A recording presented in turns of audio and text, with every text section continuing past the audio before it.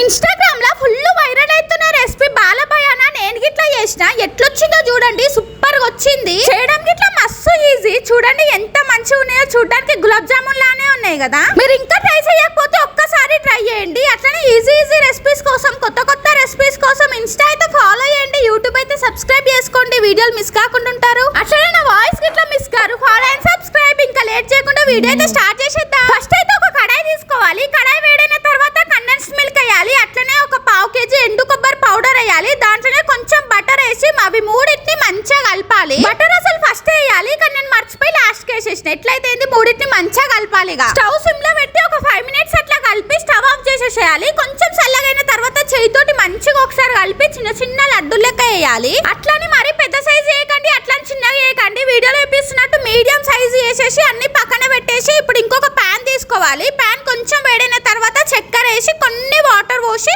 చక్కెర కరిగేంత వరకు కలుపుతూనే ఉండాలి. చక్కెర మంచిగా కరిగి కలర్ చేంజ్ అయ్యేంత వరకు ఉండనియాలి. చూడండి ఇట్లా వస్తే సరిపోతుంది. ఇప్పుడు దీంట్లోనే ఒక్కొక్క కొబ్బరి లడ్డు వేసి స్పూన్ తోటి ఒక్కసారి కలిపి బటర్ పేపర్ మీద కానీ లేదంటే ఒక ప్లేట్ లో కానీ వేసి 10 మినిట్స్ పక్కన పెట్టేసినాం అనుకో మన రెసిపీ అయితే రెడీ అయిపోతుంది.